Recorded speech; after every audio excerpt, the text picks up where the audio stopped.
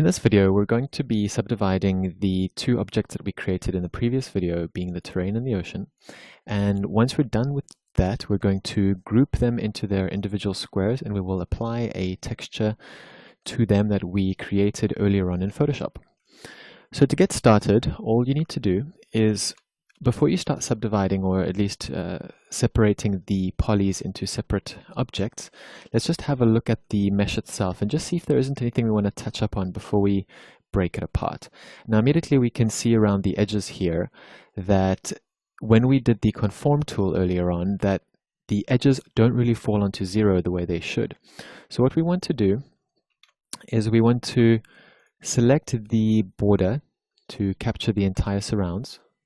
If we just look at it in this view, we can see, let's just isolate, it'll be a little bit easier to see that. And then I'm going to press Control and then click on Vertex.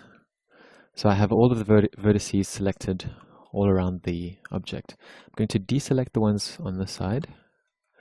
And all I want to do then is I want to flatten out all of the vertices that are supposed to be at the zero position vertically. So I'm going to scroll down here. We'll click on Make Planar in the Z.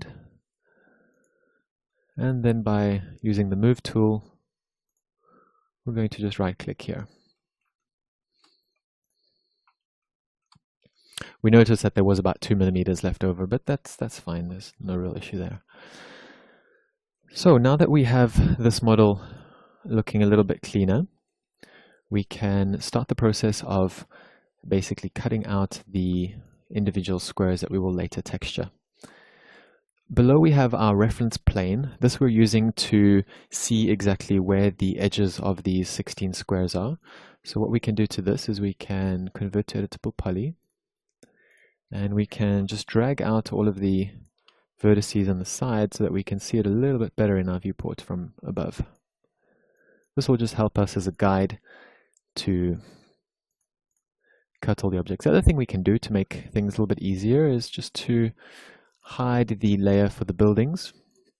This is the CAD layer, so we're only working with a mesh. So right now you can go into your editable poly, you can select polygon, and immediately you can start the process of detaching each of these.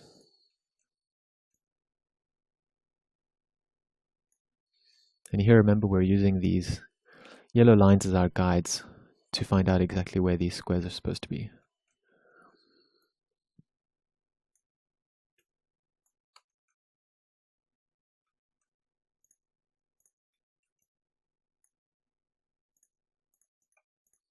And exactly the same thing happens for the ocean object.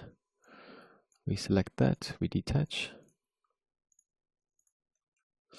Now that we've done the first row, I'm going to pause the video right here and I will detach the rest of the objects below, and then we'll come back where we left off. I've now completed all of the detaching for the rest of the two objects. So now each one of the individual 16 parts is its own object, as well as the ocean is also its own object. So each one of those is now separate. So what we can do is we can delete our reference right below it. We don't need that anymore. We don't need this either. And we're basically left with the ocean and the terrain. You can view it here. So what we want to do next is we want to group the individual square so that that is its own object. We can group that and we can call it SiteMesh01. Next thing we want to do is we want to open up our material editor, and we can then assign a V-Ray material to that, and after that we will be copying that V-Ray material over to all of the other squares. So let's open up the material editor,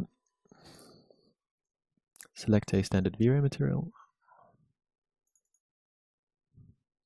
and we will be calling that SiteMesh01. We need to make 16 materials after that for each one of the 16 individual squares. And then from your diffuse, we can go straight into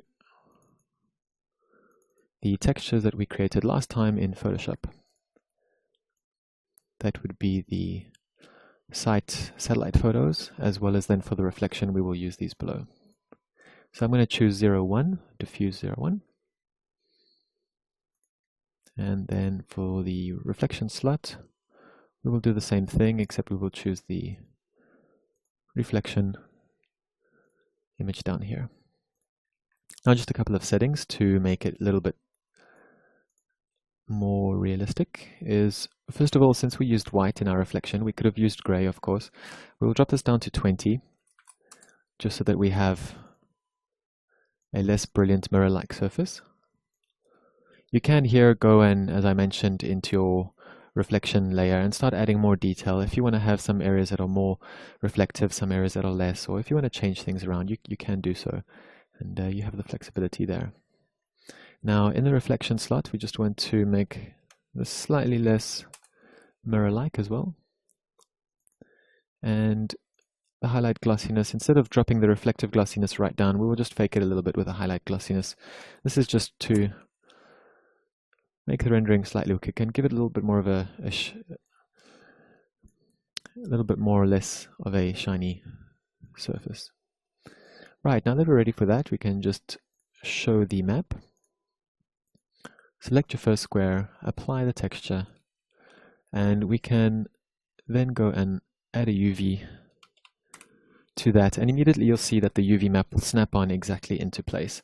Now this is great because our texture, of course, is the same size as our mesh, and everything will line up corner to corner, which is really great. It makes the workflow really simple, that we don't have to align or scale any of our textures. We just have to apply them and they will snap on perfectly. Great, so in the next section, I'm just going to pause the video now while I copy all these textures across to the rest of it, and then we will have a look at how we can easily copy the UV map to each one of them, and we'll then lastly have a look at how the scene looks. Great. So I'm just going to pause it here, and then we'll be back in 2 seconds once the rest of the textures are done. Now that we have each of the 16 blocks covered with our textures, we can go and reproduce the UV map across them. So we'll take the UV map from the first one and we'll just drag it onto the second square, and we'll continue that all the way through to the 16, and you'll see that each one of them, just like the first one, will snap into place and will basically align the way we want it. If one of the textures is wrong, then you can go back to your texture in V-Ray and just see if you've added the right texture into the right slot. But most of the time you should end up with this effect. So if we go now into perspective, you'll see immediately that we start to get a good idea of what our site looks like in 3D. And we're almost getting there. We just have to add the buildings, which we will do in the next video. And after that, we can then start with our actual building. That's getting quite exciting. So in this video, what we've done is we've split up our mesh, which started out as one huge mesh, and we've split it up into these individual parts that we've gone and textured, all using the same base of texture map. All the texturing is quite simple. The materials are fast rendering. There isn't any complex reflection happening on the ocean or waves or ripples, nothing like that. It's just very plain, and we're using the diffuse texture do all of the work. We can obviously go into Photoshop and edit that if we want to make it more blue, like I've done in this case. You can tweak things as you really like it and control it from your Photoshop files. So thanks for watching this section. Now in the next section, we'll go on to the buildings.